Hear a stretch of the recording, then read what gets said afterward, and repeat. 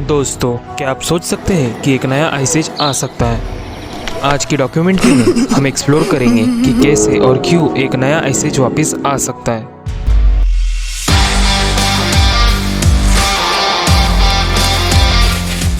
ये आने वाला डिजास्टर पूरी दुनिया को बदल कर रख देगा। आइस एज यानी हिमयुग, एक ऐसा समय जब टेम्परेचर इतना गिर जाता है कि ग्लेशियर की चादर के नीचे पूरी की पूरी धरती ढक जाती है। पिछले 2.5 करोड़ सालों में न जाने कितने आइस एज आए और गए। आइस एज के दौरान धरती ग्लेशियल और इंटरग्लेशियल पीरियड्स के बीच में फंसी रहती है। ग्लेशियल पीरियड में टेम्परेचर बहुत ज़्यादा कम हो जाता है, इंटरग्लेशियल पीरियड में टेम्परेचर थोड़ा ज़्यादा हो जाता है। सवाल ये है कि क्या हम एक नए आइस एज की तरफ बढ़ रहे हैं?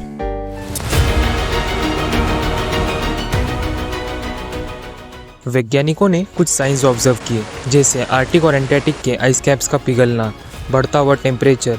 कुछ वैज्ञानिकों का ऐसा कहना है कि ये सब ग्लोबल वार्मिंग की वजह से हुआ है, लेकिन क्लाइमेट एक्सपर्ट्स का इस पर ऐसा कहना है कि ये एक नए आइस एज के आने से पहले के साइंस है। बढ़ती हुई पावर के साथ इंसान क्लाइमेट के अंदर भी दखलंदाजी कर रहे हैं। हमारी इंडस्ट्रियल एक्टिविटीज़, हमारे द्वारा किया गया एयर पोल्यूशन, ये सारी चीज़ें क्लाइमेट को काफ़ी तेज़ी से बदल रही है। ऐसी प्रेडिक्शन की जा रही है कि आने वाले वक्त में टेम्परेचर पहले इंक्रीज़ होगा और फिर एक लॉन्ग टर्म के लिए पूरी की पूरी दुनिया आइस एज में चली जाएगी। हमारे सूरज के अंदर कई तरह के हीट फ्लक्चुएशंस होते रहते हैं, और अभी हम जिस हीट फ्लक्चुएशन से गुजर रहे हैं उसे सोलर मिनिमम कहते हैं।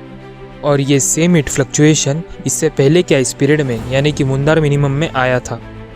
वैसे ये कोई फैक्ट नहीं था, ये एक हाइपोथेसिस है, यानी एक प्रेडिक्शन है जो कि गलत भी हो सकता है। तो दुआ यही करते हैं कि ये गलत हो। ह्यूमंस का क्लाइमेट पर एक सिग्निफिकेंट इम्पैक्ट रहा है।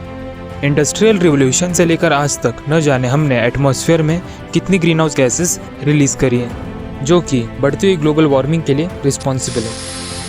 जिस तेज़ी से इंसान एटमॉस्फेयर को डिसरप्ट कर रहा है, आने वाले वक्त में एक तो टेम्परेचर ग्लोबल वार्मिंग की वजह से काफ़ी ज़्यादा होगा, या फिर हम लोग आइस एज में चले जाएंगे। और अगर आइस एज आता है तो एग्रीकल्चर फील्ड पूरी तरह बर्बाद हो जाएगी। हम सबको फूड शॉर्टेज का सामना करना पड़ेगा। क्रॉप फेलियर एक नॉर्मल चीज़ बन जाएगा और पूरी की पूरी दुनिया की इकोनॉमी डगमगा जाएगी। तो फिर हम फ्यूचर के लिए कैसे तैयार हो सकते हैं? सबसे पहले हमें सस्टेनेबल डेवलपमेंट की तरफ बढ़ना होगा। हमें रिन्यूएबल एनर्जी पर डिपेंडेंट रहना होगा, जिस वजह से हम नेचर के लिए कोई प्रॉब्लम न बने। हम लोगों को नेचर के साथ कोई भी छेड़छाड़ नहीं करनी चाहिए। अगर आइस एज आने ही वाला है तो वो नेचर की वजह से आना चाहिए, हम इंसानों की वजह से नहीं। आइस एज हो या ग्लोबल वार्मिंग, हमें किसी भी तरह के क्लाइमेट चेंज के लिए तैयार रहना चाहिए। और अगर आपको हमारा वीडियो अच्छा लगा है तो प्लीज़ याद से एक पेड़ ज़रूर लगा देना।